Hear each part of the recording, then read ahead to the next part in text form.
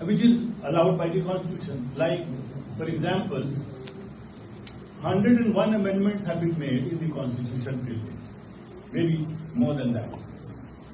And various additions have been made, various repeals have been made, and as a result, it has been made updated to address various situations, various circumstances, which keep on coming. Either it is in the economic front, or it is social, or political. Additions have been made for incorporating the municipal laws, panchayat laws into the constitutions subsequently. Earlier it wasn't. Then legal interpretations made by the Supreme Court also have addressed various situations. One of these situations I currently remember is the changes brought in the election law. Earlier, there was no requirement for disclosing the criminal antecedent or the assets or liabilities by a candidate in the elections.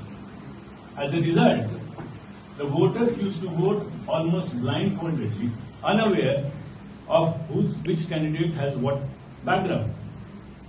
The result was they used to get elected, and the parliament as well as the assembly started flooding with those dubious characters having criminal backgrounds. Now the Supreme Court took cognizance of this fact in the year 2002 in the case of Association of Administrative Reforms. And the court said that Article 19(1)(a), which is a right of expression and speech, that includes a right of information. And that right of information includes a right of information of the candidates to the voters to know as to which candidate has what background. This will facilitate his expression of speech and expression of interest in the candidate to whom he wants to vote. So therefore, by this dynamism, a new concept has been brought, amendment has been brought in the Representation of People's Act, adding section 33A, which argued at a great length, and learned AG was there leading the argument, and we succeeded. That it is not just a single post, it is a bunch of posts, and therefore reservation can be applied.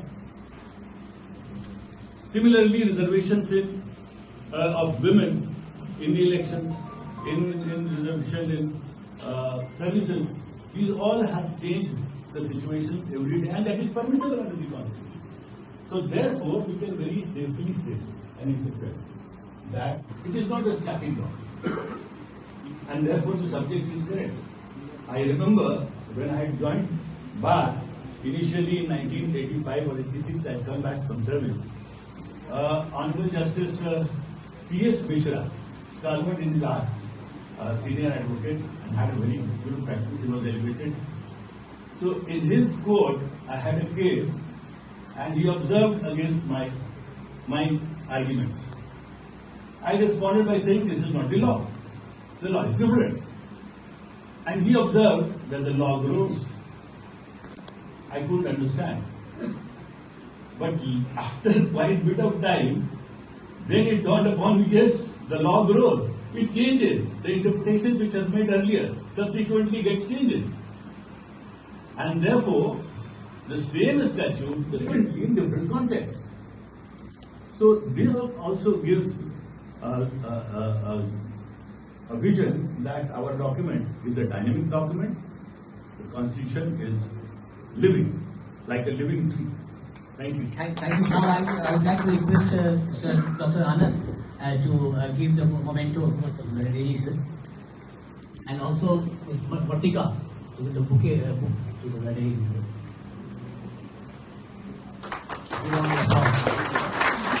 महाधिवक्ता श्री प्रशांत माही जी, विद्वान अपर महाधिवक्ता Shri P K. Verma, senior advocate mister Krishna Babu, उपस्थित सभी अधिवक्ता मित्रों, आज हम सभी विद्वान महाधिवक्ता श्री प्रशांत कुमार शाही जी के नेतृत्व में संविधान दिवस मनाने के लिए एकत्रित हुए हैं। संविधान दिवस समारोह में आए हुए सभी विद्वान अधिवक्ता का हृदय से स्वागत व अभिनंदन करते हैं। भारत देश में 26 नवंबर को संविधान दिवस इसलिए मनाया जाता है क्योंकि इसी दिन वर्ष 1949 में भारत के संविधान को अपनाया गया था। तब से इस दिन हमें लोकतांत्रिक अधिकारों और कर्तव्यों के महत्व याद दिलाए जाते हैं। संविधान ने देश को एक मजबूत व्यवस्था और न्याय, स्वतंत्रता, समानता दी है। संविधान दिवस सिर्फ देश की सरकार और राजनीतिक पार्टियों का पर्व नहीं, बल्कि यह पूरे देश की जनता का पर्व है। देश के हर नागरिक के लिए गर्व का दिन है। देश का एक जिम्मेदार नागरिक होने के नाते हमारा यह कर्तव्य है कि हम लोग इस उत्सव को पूरे जोश के साथ मनाएं। देश के आज़ाद होने के बाद हर भारतीय नागरिक संविधान द्वारा उसे दिए गए मौलिक अधिकार का आनंद लेते आ रहे हैं, लेकिन हमें उनके साथ साथ देश के कानून का पालन करने और संविधान में दिए गए मौलिक कर्तव्यों का निभाने का भी संकल्प लेना चाहिए। अपने कर्तव्य पथ पर चलते हुए हम देश के विकास की नई ऊंचाई पर ले जा रहे हैं। संविधान दिवस मनाने के उद्देश्य नागरिकों को अपने संविधान के प्रति जागरूक करना एवं उन्हें संविधान का पालन करना। इसे Very good afternoon to all of you present here, all my colleagues, senior members of the bar. It is indeed very heartening to note that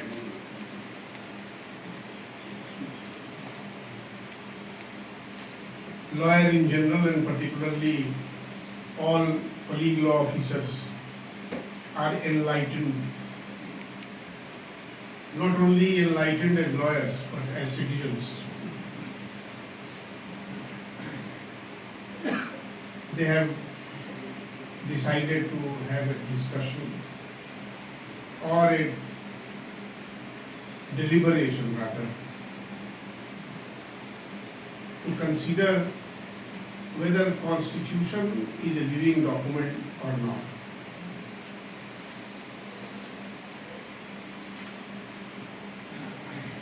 It has rightly been said by Mr. Verma and Mr. Mandal that before we come to the issue, we must pay tribute to framers of the Constitution led by Dr. Baba Saheb Bhimrao Ambedkar,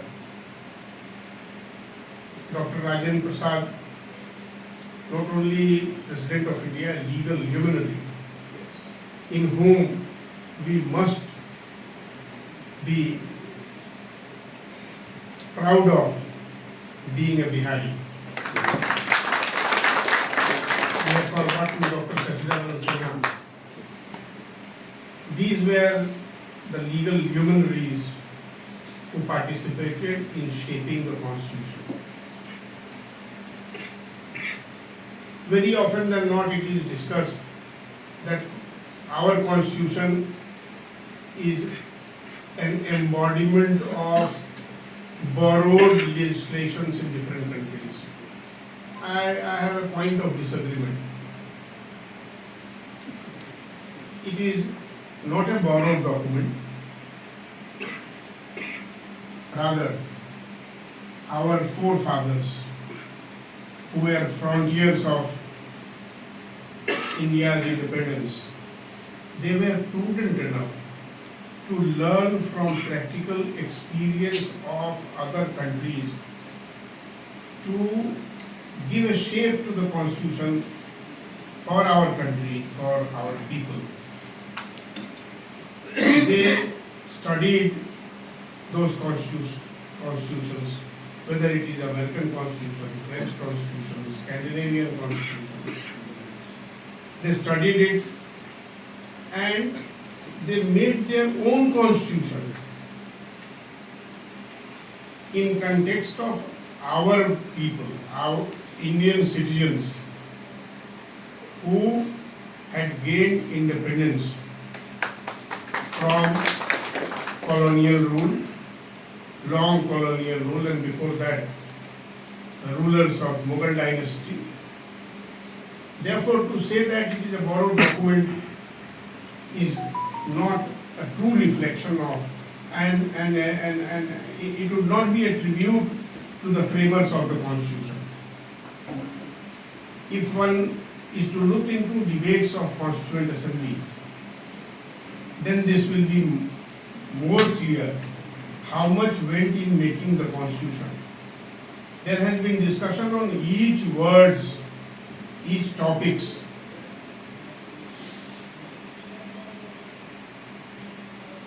Any constitution, whether it is Constitution of India or any other constitution of any other country, has to be a living document. Society does not remain the same. Dimensions keep changing with the change of time, development, and in that background, Supreme Court, in answering the presidential reference, while holding that there cannot be a writ of mandamus to the governor to accord approval or withhold or reserve it for President's assent. It is the prudence and wisdom of the governor which will be decided by him and him alone. However, sounding a word of caution, or rather sounding a word of advice, Supreme Court said that it is expected that governors should act promptly. But that is the spirit of the Constitution. So, Supreme Court decided that certain parts of Constitution are basic structure. That was starting from Keshwaran Bharti case and reiterated throughout that Constitution is supreme and certain principles enshrined in the Constitution constitute basic structure which are not capable of being amended under Article 368 of the Constitution of India. Fundamental rights. Any legislation to restrict the power of judicial review has been construed to be violation of constitutional principles. In a recent judgment, Madras Bar Association must be MBA 1, 2, 3, 4, 5 perhaps.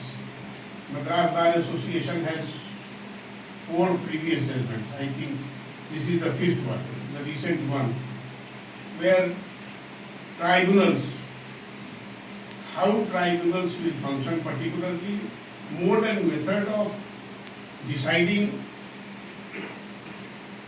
manner of selection of chairpersons or members of tribunal, or their condition of service, etc. Supreme Court in first Madras Bar Association case held that independence of judiciary is a basic structure and an inherent insulation against any encroachment by any of the wings of the government. Judiciary has to be kept insulated from any outside interference, and it has, in order to maintain impartiality and an ethos of doing justice, it is necessary that judiciary is protected from any interference from any of the organs, including the parliament.